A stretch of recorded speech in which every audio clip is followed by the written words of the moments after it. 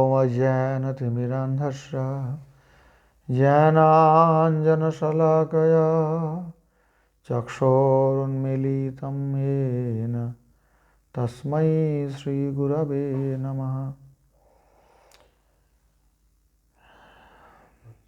वन्दे गुरुनीश भक्तानीश मीशावतारकान् तत्प्रकाशांश तच्छक्तिः कृष्णचैतन्यसंज्ञकम् आज्ञाननिरतिरुपैति यया विशोषं भक्तिः परा विभजते परिपोषमोचे तत्त्वं परं स्फुरति दुर्गममाप्यजस्रं सद्गुणभिस्परचितां प्रणमामि गीताम्।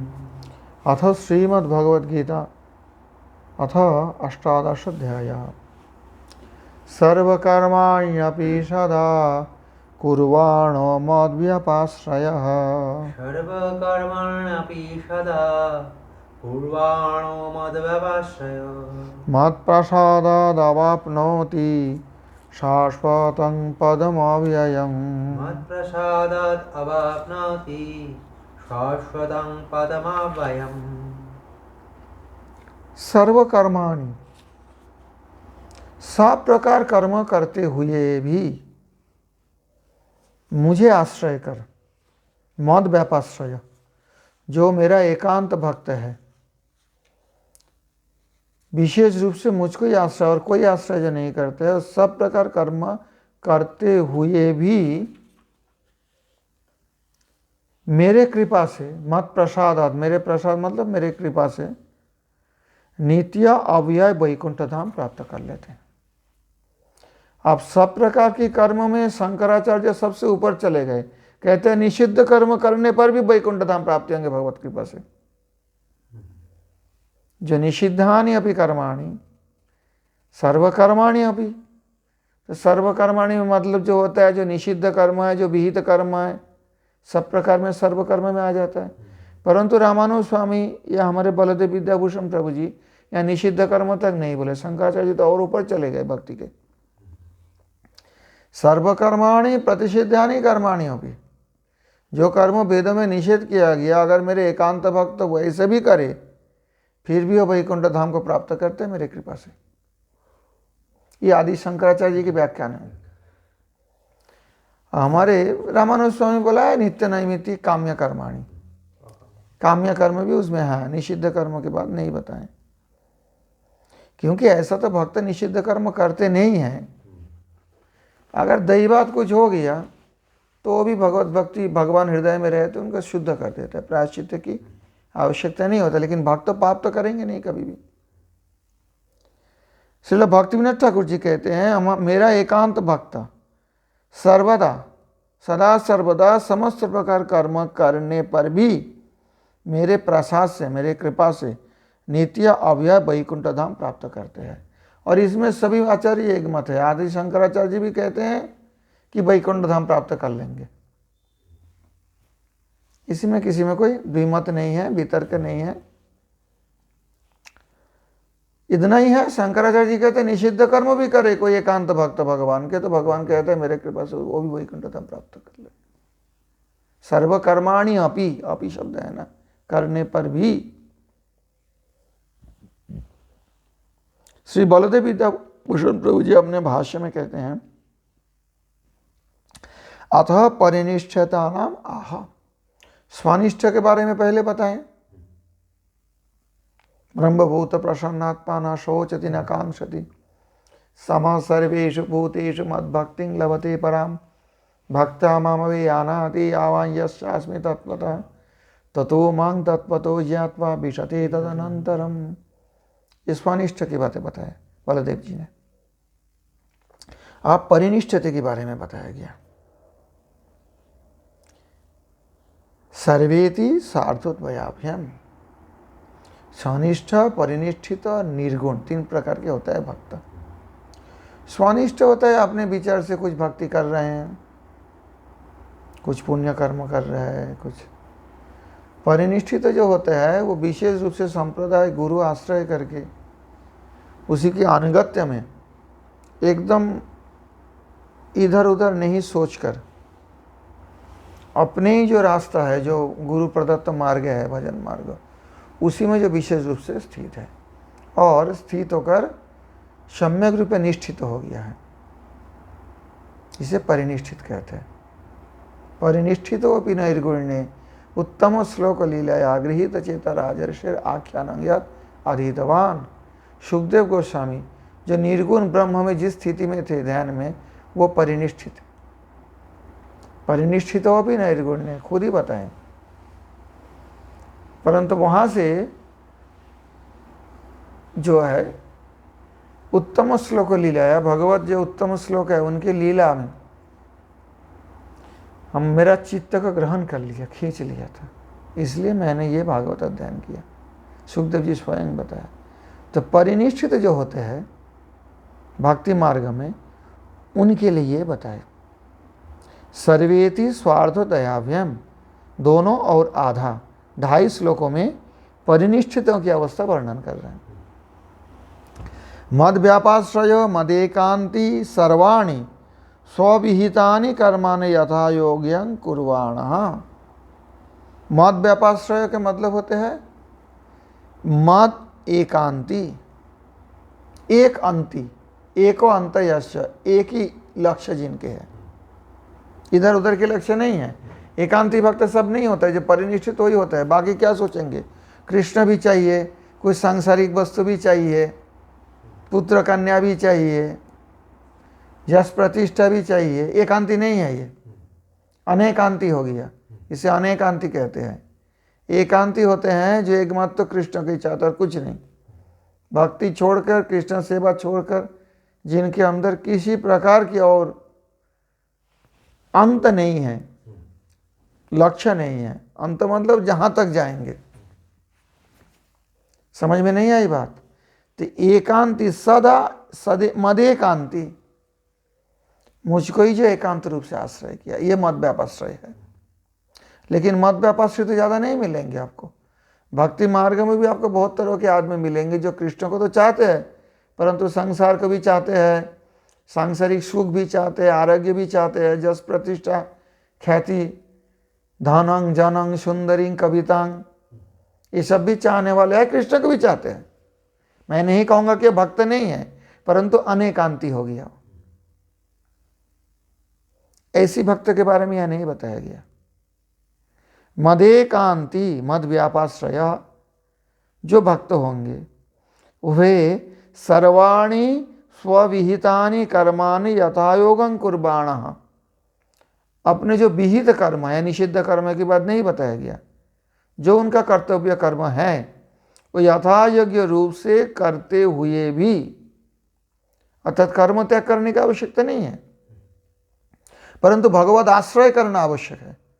एकांती होकर एकांत भाव से भगवत चरणाश्रय ये जरूरी है। अपि शब्दात गौण काले, यहां अपि क्यों प्रयोग किया? आदि शंकर इसलिए ही बताया, अपि के मतलब होते हैं सर्व कर्माणि अपि, मतलब निषिद्ध कर्माणि अपि कुर्बाण। अपि के मतलब करते हुए भी। आप विहित कर्म करेंगे तो उसमें तो कोई पाप है नहीं। जो वर्णाश्रमोचित अपने कर्तव्य कर्म पालन करेंगे उनमें तो पाप नहीं है, तो भगवत प्राप्ति होंगे उसमें। फिर भगवान अपि शब्द क्यों प्रयोग किया? इसी अभिप्राय से आदि शंकराचार्य इनमें आपको जो है निषिद्ध कर्म को भी सर्व कर्म में अंतर्भुक्त कर लिए हैं। और रामानुज स्वामी इसी अपि शब्द के कारण में काम्य कर्म को भी उनमें अंतर्भुक्त कर लिया। काम्य कर्म करते हुए भी, काम्य कर्म तो बंधन कारण होता है ना। काम्य कर्म क्या, विशेष कामना करके, कोई वस्तु की कामना करके कर्म करना, तो वो वस्तु की जो भोग करना है उनको, तो बंधन के कारण हो जाता है। ये अपि शब्द से रामानुज स्वामी ने इस प्रकार अभिप्राय लिए हैं। सर्वकर्माणि अपि, उन्होंने इस प्रकार व्याख्या की है कि ये काम्य कर्माणि अपि कुर्वाण, परंतु यहाँ बलदेव विद्याभूषण प्रभु कहते हैं नहीं, स्वविहितानि कर्माणि यथायोगं कुर्वाण। ये बात समझो इनके, स्वविहितानि, अर्थात आपके लिए जो विहित है, शास्त्र में जो कर्तव्य विहित किया गया करना चाहिए वही करेंगे। तो अपि क्यों? अपि शब्दाद गौण काले मदेकांतिनस्तस्य मुख्य कालाभावात्। तो अपि शब्द का क्यों प्रयोग किए हैं? कहते हैं गौण काल में नित्य कर्म के अनुष्ठान समझे जाते हैं।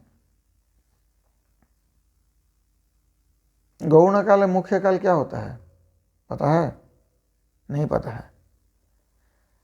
क्यों? मदेकांतिनस्तस्य मुख्य कालाभावात्। अभी संध्या बंधन एक विहित कर्म है। संध्या बंधन विहित कर्म है ना, कर्तव्य कर्म है। अब संध्या बंधन के काल होता है, समय होता है। प्रातः संध्या के लिए उत्तम तारकोपेता, मध्यम लुप्त तारक, अधम सूर्योदयोपेता, प्रातः संध्या त्रिधा स्मृता। उत्तम समय प्रातः संध्या के लिए जो सुबह का जो संध्या बंदन आदि मंत्र जाप आदि कर्तव्य, उसके काल क्या होते हैं? उत्तम काल क्या है? कहते हैं जब तारका है, आसमान में तारे देखा जाता है, लेकिन थोड़ा प्रकाश हुआ, अभी तक तारा दिख रहे हैं। ये नहीं कि बीच रात को करोगे, वो काल नहीं है। प्रातः हुआ लेकिन अभी भी तारा दिख रहे, नक्षत्र दिख रहे, वो उत्तम समय है संध्या वंदन शुरू करने का। और मध्यम होता है लुप्त तारका, तारा अदृश्य हो गए, सूर्योदय नहीं हुआ अब तक, थोड़ा प्रकाश होने से ऐसा होता है। और अधम काल होता है सूर्योदय के बाद। यह है प्रातः संध्या। सायं संध्या में भी 3 प्रकार के हैं। उत्तम सूर्य जब रहते एकदम अस्त जाने वाले हैं, उस समय उत्तम काल है सायं संध्या के लिए। मध्यम और लुप्त भास्कर, उत्तम भास्कर उपेता, और लुप्त भास्कर हो गया लेकिन अभी तक तारा नहीं दिखा, ऐसा होता है ना संजय, वो मध्यम समय है। और अधम समय कौन है? जब तारा दिखेगा। ये नहीं कि बीच रात में करोगे, तारा दिख रहे, थोड़ा सा प्रकाश अभी भी है, ऐसा होता है ना, ये अधम समय है साय संध्या के लिए। ये काल विचार है। मदेकांतिनस तस्य मुख्य काला भावात, क्योंकि भगवत एकांती भक्त जो होते हैं उनके मुख्य काल का अभाव हो जाता है। क्यों?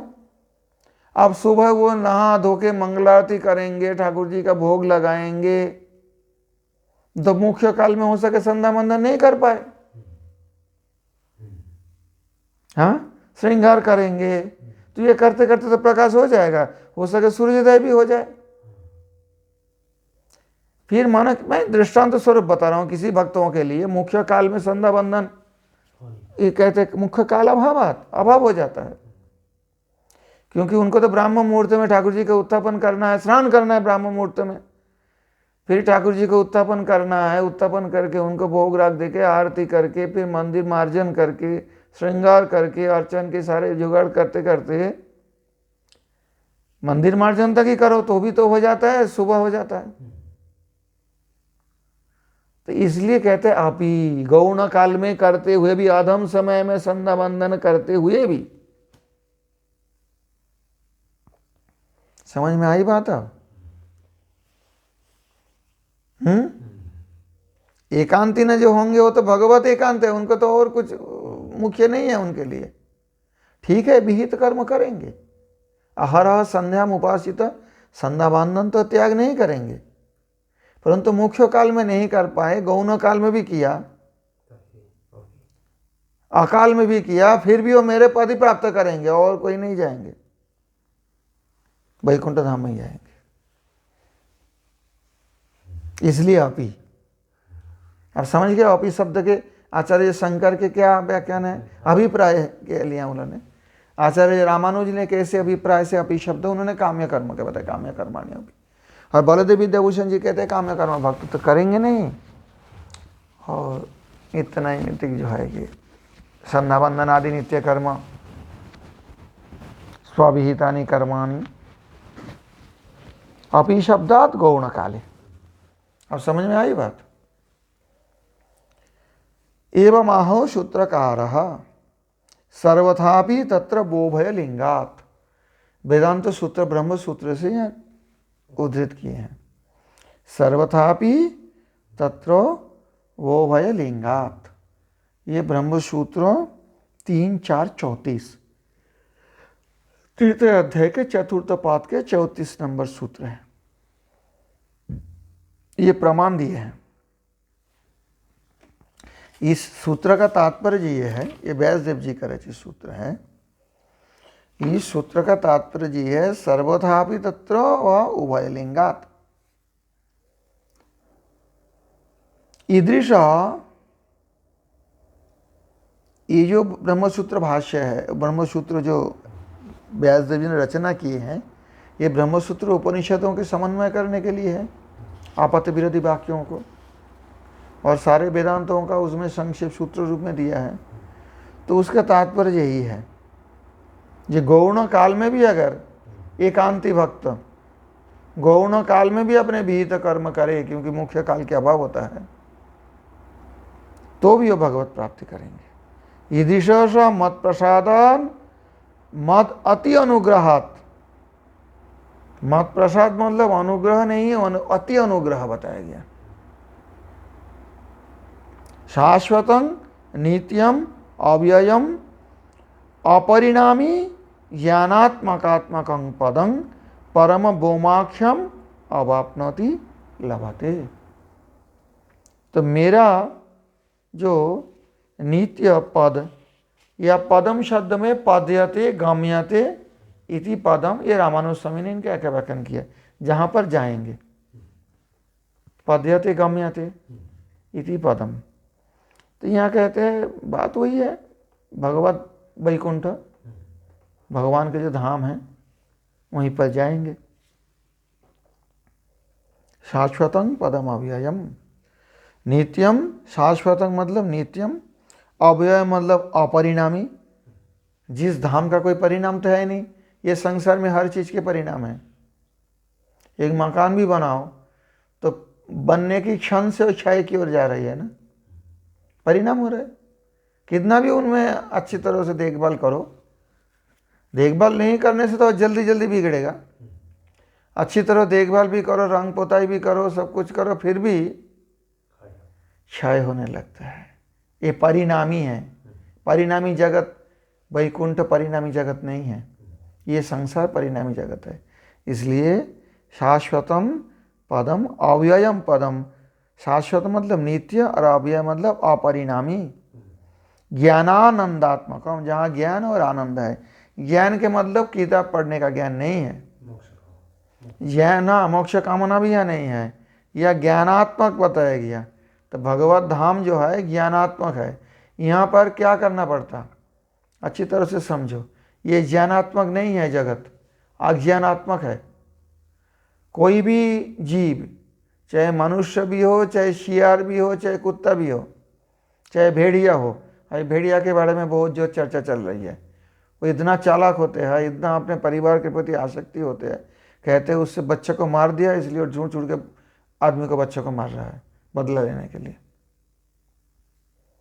तो ये जो सारे प्राणी हैं, चेतन प्राणी हैं, ये सब ज्ञानात्मक जगत में नहीं रह रहे। यहाँ पर जन्म से हमें ज्ञान अर्जन करना पड़ता। समझ में आई कि नहीं बात? कोई भी व्यक्ति, कोई भी मनुष्य, कोई भी प्राणी को ज्ञान अर्जन करना पड़ता। अग्नि जला देगा, छोटा बच्चा नहीं जानते, अज्ञानी होते हैं। एक तो पिता माता समझा देता है बिल्कुल नहीं जाना, जल जाएगा सुन के, अथवा स्वयं किसी समय अग्नि में हाथ लगा दिया, जल गया, तब से ज्ञान प्राप्त करते हैं। समझ नहीं आ रही बात? चीनी मीठा है, चीनी को आस्वादन करके तभी पता चलता है ये संसार में। तो ये ज्ञानात्मक नहीं है। और ज्ञानात्मक क्या है? वैकुंठ जगत में इस प्रकार से ज्ञान अर्जन नहीं करना पड़ता।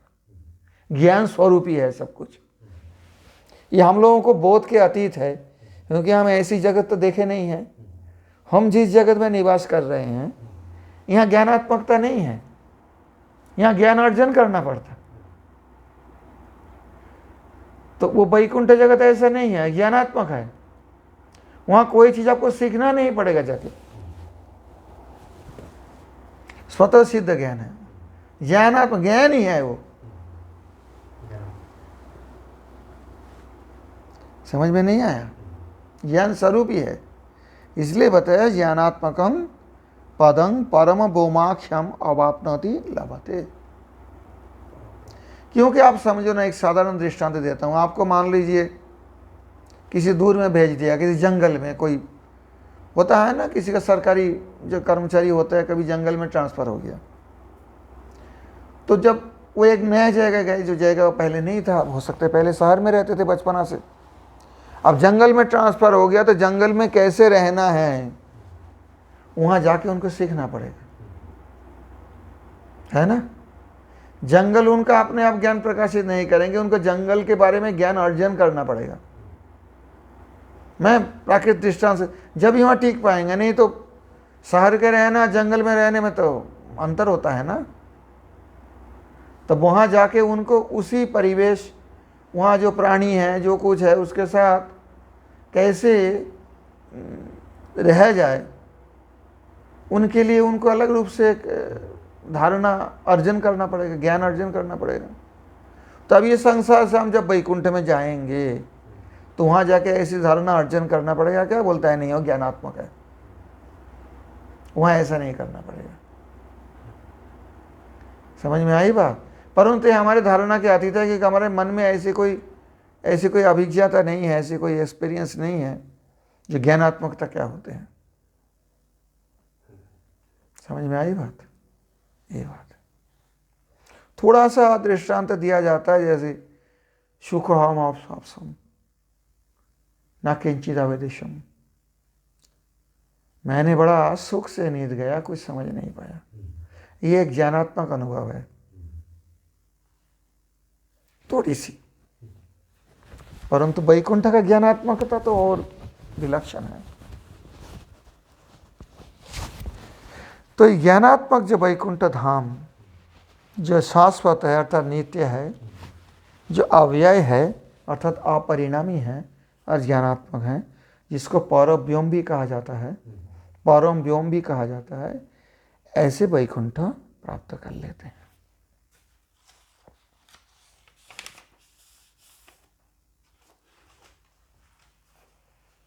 समझ में आई बात?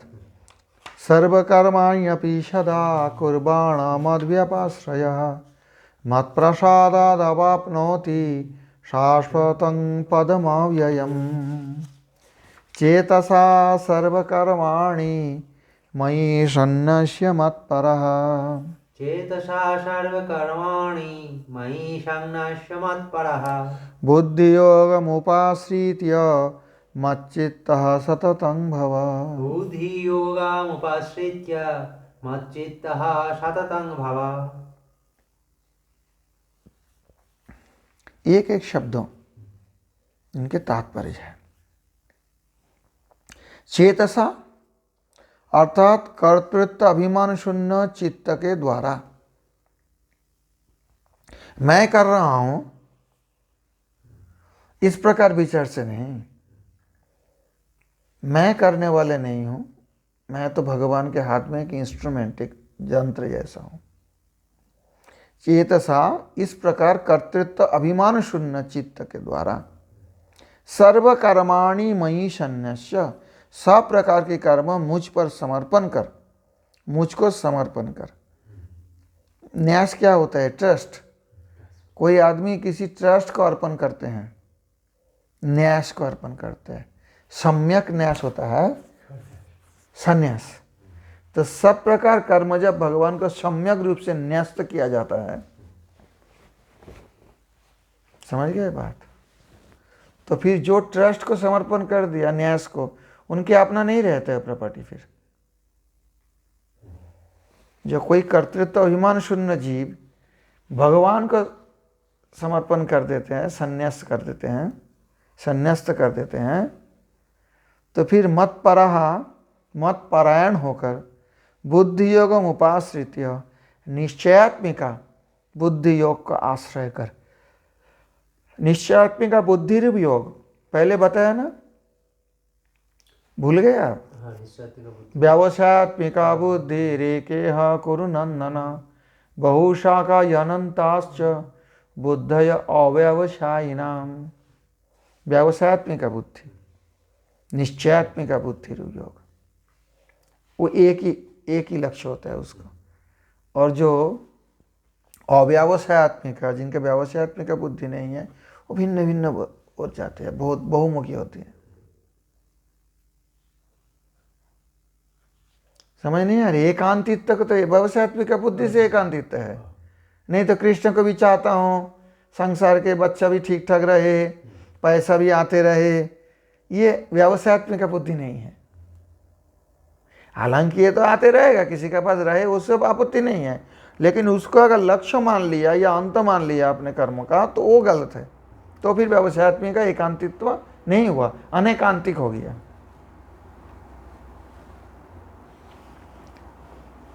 समझ में आई बात?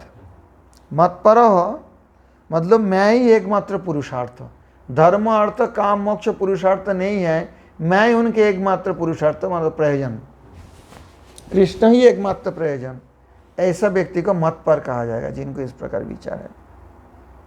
मतपर निश्चयात्मिका बुद्धि योग आश्रय कर सर्वक्षण सततंग भाव, अर्थात कर्मानुष्ठान काल में भी मत स्मरण परायण बनो, मुझे स्मरण करते रहो।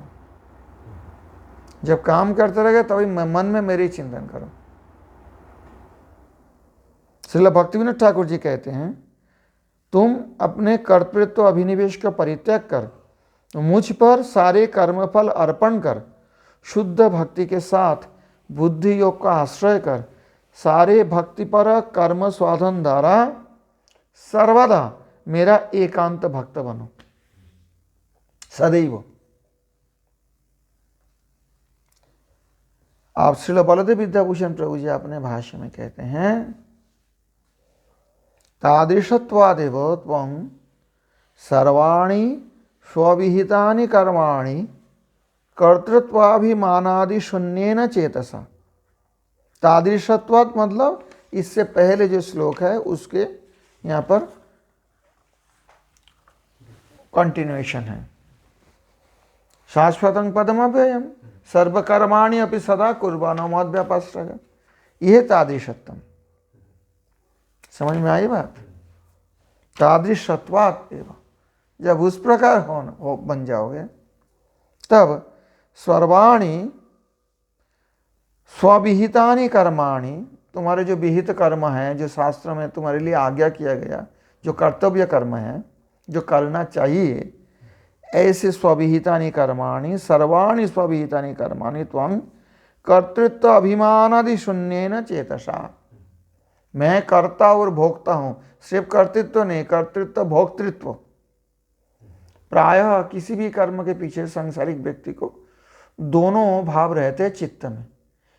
एक होता है मैं करने वाले हूँ और इसका फल मैं भोगने वाले हूँ, चाहे अच्छे कर्म हो बुरा कर्म हो, उससे फर्क नहीं पड़ता। कर्तृत्व और भोक्तृत्व अभिमान, इसलिए कहते हैं दोनों अभिनिवेश त्याग करना पड़ेगा। ऐसे चित्त लेकर चेतसा सर्वकर्माण, मुझ पर सारे कर्मफल अर्पण कर शुद्ध भक्ति के साथ स्वामिनी मयि शन्यस्य अर्पयित्वा, मैं तुम्हारे प्रभु हूं ऐसा मुझको सभी अर्पण करके, अर्थात स्वविहितानि कर्माणि अर्पयित्वा मत्परो मदेक पुरुषार्थ।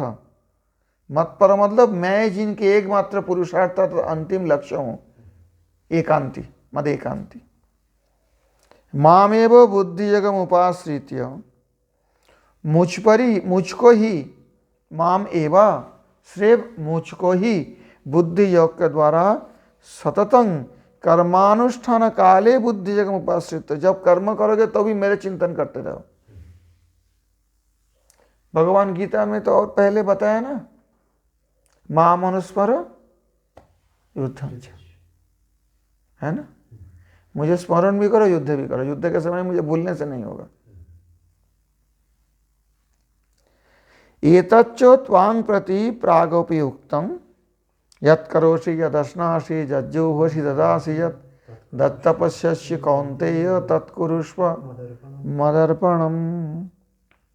अर्पयित्वैव कर्माणि कुरु न तो कृत्वा अर्पयति। इनमें एक बात है, ये तच्च तांग प्रति प्रागपि उक्तम यत् करोषि इत्यादि ना, कहते हैं मैंने तुमसे पहले भी ये बोल दिया, गीता में पहले है ना, यत् करोषि यदश्नासि यज्जुहोषि ददासि यत् तपस्यसि कौन्तेय तत्कुरुष्व मदर्पणम्। परंतु पहले अर्पण करके फिर वो काम करना, वो करने के बाद अर्पण नहीं करना। तो इसका दृष्टांत दिया जाता है उड़ो खोई गोविंदाय नमः। अब कोई पंडित ऐसा लाज खरीद के ला रहे थे बाजार से, दुकान से। अब उस जमाने में प्लास्टिक थैली फैली तो नहीं था, ऐसे कोई टोकरे में ला रहे थे लाज। अब रास्ता में आंधी आई तो सारे लाज जो है उड़ गया। वो ला रहे थे कुछ खाएंगे इसी विचार से, जब उड़ गया तो गोविंदाय नमो। तो किसी ने पूछा क्या बोल रहे हैं रास्ते में, बोला ये जब लाज उड़ ही गया मेरे को भोग में नहीं लगा, चला गोविंद का अर्पण कर दूं। ऐसा नहीं होगा, ऐसा करने से नहीं चलेगा। इसलिए अर्पयित्वैव कर्माणि कुरु, जो प्रहलाद महाराज जी जो नवोदा भक्ति के बारे में बताए श्रीमद् भागवत सप्तम स्कंध में, श्रवणं कीर्तनं विष्णु स्मरणं पाद सेवनम अर्चनं वर्णनं दास्यं सख्यम आत्मनिवेदनम इति पुंसार्पिता विष्णु भक्तिश्चेन्नवलक्षणा क्रियेतो भगवती अध्वा तन्मन्ये धीतम उत्तमम। अर्पितैव क्रियते न तो कृत्वा अर्पयति। क्यों कृत्वा कौन करने के बाद कौन अर्पण करते हैं, ये भी बात है। जो स्मार्त समाज है, जो अवैष्णव है, वो मानो अपने पुत्र जन्म लिया है तो पुत्र जन्म के बाद तो कुछ संस्कार होते हैं, अन्नप्राशन आदि, जात कर्म अन्नप्राशन इत्यादि संस्कार। तो अन्नप्राशन संस्कार कर पाएंगे, क्यों कर पाएंगे, उद्देश्य है पुत्रों को सुसंस्कृत करना। कृष्ण तो उद्देश्य नहीं है ना, पुत्रों को सुसंस्कृत करना भी चाहिए, इसमें मैं नहीं कहता हूँ गलत है, परंतु उनके उद्देश्य पुत्र के अच्छे संस्कार करना कि अच्छे आदमी बने, यही तो उद्देश्य होती है ना। परंतु ये कर्मफल जब तक कृष्णार्पण नहीं होता है तो सफल नहीं होगा कर्म। इसलिए सारे अन्नप्राशन अनुष्ठान के बाद हाथ में जल लेकर एतत् कर्मफलम श्री कृष्णार्पणमस्तु बोलना पड़ता। ते कृत्वा अर्पयति, पहले करके बाद में अर्पण करते हैं। वैष्णव विचार से ऐसा नहीं है। जो भगवत भक्त होंगे, एकांती भक्त होंगे, कैसे भी भक्त हो, जो वैष्णव होंगे, उनका तो ये करना चाहिए, मानो उनका भी पुत्र जन्म हुआ है तो पुत्र जन्म होने से, कन्या जन्म होने से, जैसे भी पुत्र कन्या, तो संस्कार तो करवाएंगे। परंतु उद्देश्य ये रह जाएगा कि यह पुत्र कन्या जो भी जिनके लिए संस्कार कर रहे हैं, ये भगवत दास है स्वरूपतः, तो इनको भगवत दासत्व में प्रतिष्ठित करने के लिए मैं संस्कृत करता हूं। तो पहली भगवत अर्पण हो गया। इस विचार से ही अन्नप्राशन करवाएंगे। तो दोनों में बहुत अंतर है, देखने में एक सा है। ये भी जो वैष्णव है वो भी अपने बच्चे के लिए संस्कार करवा रहे, जो वैष्णव नहीं है वो भी अपने बच्चे को संस्कार करवा रहा है, लेकिन दोनों में बहुत अंतर है। अंतर क्या है कि जो वैष्णव होंगे ये पहले अर्पण करके अर्पयित्वैव कर्माणि कुरु, संकल्प से ही कहेंगे वो, कि मैं भगवत दास हूँ, भगवत आदेश पालन रूप मेरे बच्चे को भगवत दास रूप स्वरूप में प्रतिष्ठित होने की सहायक रूप से मैं उनका संस्कार देना चाहता हूँ, इसलिए अन्नप्राशन करवाता हूँ। तो भगवत अर्पण कर दिया। और दूसरे जो भगवत भक्त नहीं है, स्मार्त है, परंतु शास्त्र विधि मानते हैं, वो सारे कर्म करेंगे अपने बच्चे को संस्कृत करने के लिए, परंतु बाद में भगवत अर्पण करेंगे। तो इसलिए बुद्धि मयि शन्यस्य मत्परः बुद्धि योगम उपाश्रित्य मच्चित्तः सततं भव। समझ में आई है बात? मच्चित्त भव, कर्मानुष्ठान काले मच्चित्त भव। और वो कर्मानुष्ठान का लिए ये सोच रहे हैं मेरे बेटा का कैसे संस्कार हो, कैसे बढ़िया बने, मेरी बेटी कैसे बढ़िया बने। भगवत दास वैष्णव सोचते हैं ये कैसे भगवत दास बने, भगवत चिंतन करते हुए करेंगे और पहले अर्पण कर देंगे, फिर कर्म करेंगे जो आपके प्रसन्नता के लिए कर रहा हूँ। और ये क्या करेंगे, अपने बच्चे को संस्कार देने के लिए करेंगे और बाद में कर्मफल कृष्ण का अर्पण कर देंगे। चेतसा सर्वकर्माणि मयि सन्न्यस्य मत्परः बुद्धियोगमुपाश्रित्य मच्चित्तः सततं भव।